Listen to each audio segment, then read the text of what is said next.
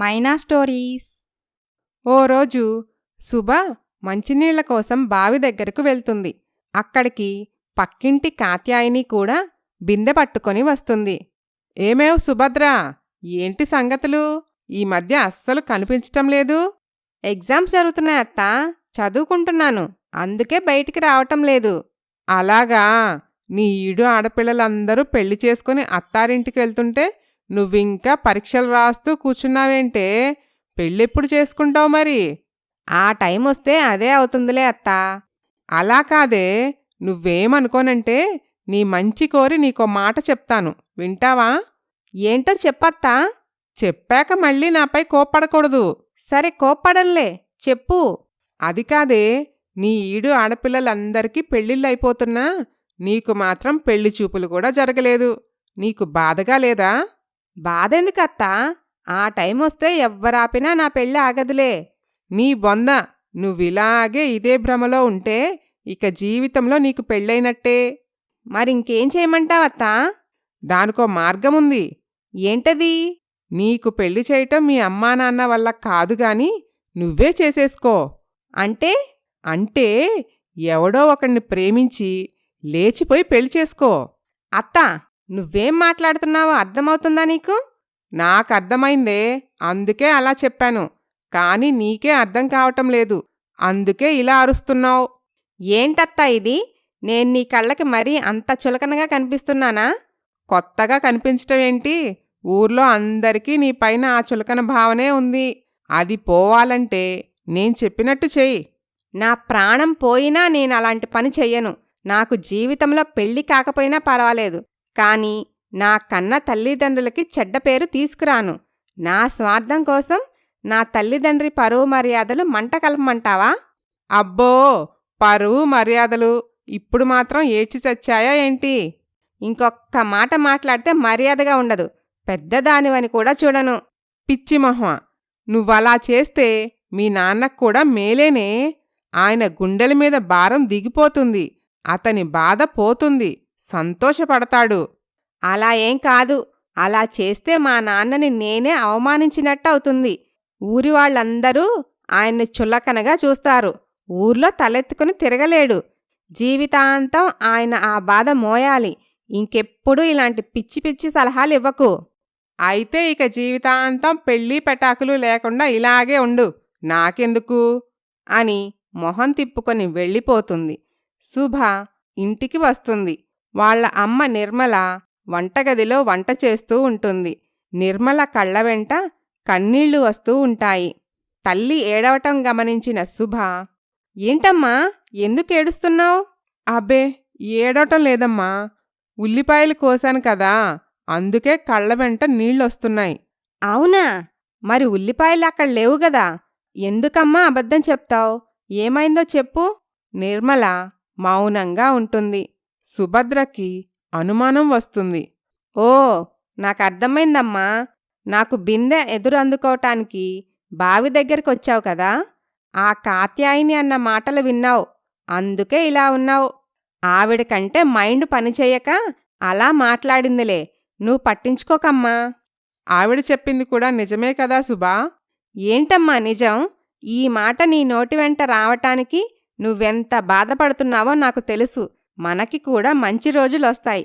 ఈ విషయం నాన్నకి చెప్పకు, ఆయన చాలా బాధపడతాడు అని అనుకుంటారు.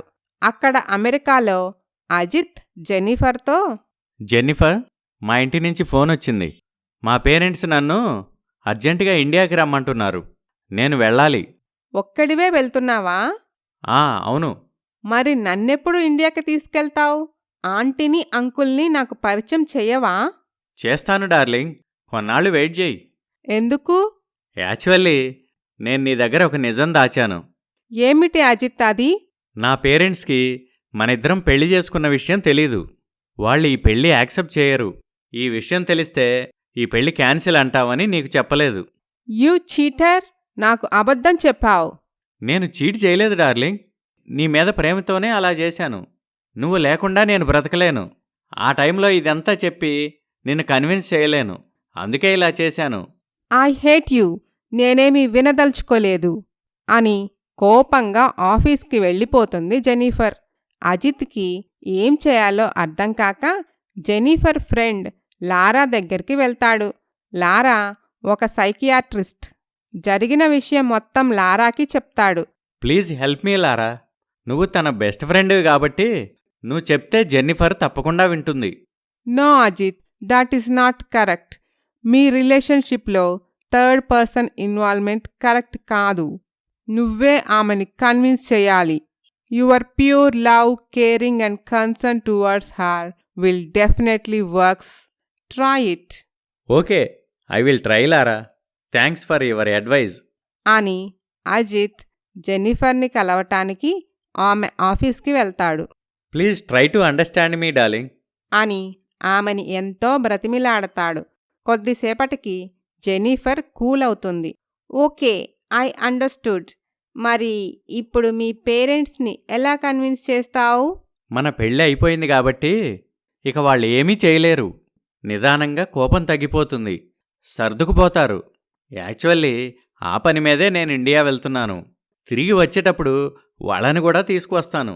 ఓకే, కనీసం ఇప్పుడైనా మన పెళ్ళైపోయిందన్న విషయం వాళ్ళకి చెప్పావా లేదా? లేదు డార్లింగ్, ఇండియాకి వెళ్ళాక చెప్తాను. ఆంటీ అంకుల్తో ఒక్కసారి కూడా నన్ను మాట్లాడనివ్వలేదు. ఎప్పుడు అడిగినా ఇప్పుడు కాదంటావు. మొదట్లోనేమో లాంగ్వేజ్ ప్రాబ్లం అవుతుందన్నావు. అందుకని వాళ్ళ కోసం నేను తెలుగు మాట్లాడటం కూడా నేర్చుకున్నాను. మళ్ళీ ఇప్పుడేమో ఇంకో సాకు చెప్తున్నావు. ఇప్పుడు వాళ్లతో నువ్వు మాట్లాడితే నీపై కోపడతారు. మాట అనుకొని అంతా డిస్టర్బ్ అవుతుంది. No problem. వాళ్ళు కోప్పడినా నేను అర్థం చేసుకుంటాను. ఏదో ఒకరోజు ఇది ఫేస్ చేయాల్సిందే కదా. అర్థం చేసుకో డియర్. ఈ మ్యాటర్ని నేను కూల్గా సాల్వ్ చేస్తాను. కొద్ది రోజులు పోతే సిచ్యువేషన్లన్నీ సెట్ అవుతాయి. అప్పటి వరకు కాస్త పేషెన్స్గా ఉండు. ఓకే, మరి నువ్వు రిటర్న్ వచ్చేటప్పుడు ఆంటీ అంకుల్ని తీసుకురావాలి మరి. Sure darling. By the way, అమెరికాలో లేబర్కి ఛార్జ్ ఎక్కువ అవుతున్నాయి. పైగా ఎప్పుడు మానేస్తారో తెలియదు. అవును డియర్, నేను కూడా దాని గురించే ఆలోచిస్తున్నాను. ఏదో ఒక సొల్యూషన్ ఆలోచించాలి. నాకు తెలిసిన ఫ్రెండ్ వాళ్ళు ఇండియా నుండి ఒక సర్వెంట్ని బ్రోకర్తో తెచ్చుకున్నారు. They are very happy. నీది కూడా ఇండియానే కాబట్టి వచ్చేటప్పుడు మన ఇంట్లో పని చేయటానికి ఎవరినైనా తీసుకురా అజిత్. ఓకే డార్లింగ్, తప్పకుండా తీసుకొస్తాను అని అంటాడు. మనస్సులో అజిత్, ఆహా, బ్రహ్మాండమైన ఐడియా ఇచ్చావు. ఇప్పుడు నేను ఇంకో పెళ్లి చేసుకున్నా నాకు ఏ ఇబ్బంది ఉండదు. నేరుగా తనని కూడా తెచ్చి ఇంట్లోనే పెట్టుకోవచ్చు అని అనుకొని సంతోషంగా ఎయిర్పోర్ట్కి బయలుదేరతాడు అజిత్. ఆ తర్వాత ఏం జరిగిందో వచ్చే భాగంలో చూద్దాం. Please subscribe Maina stories.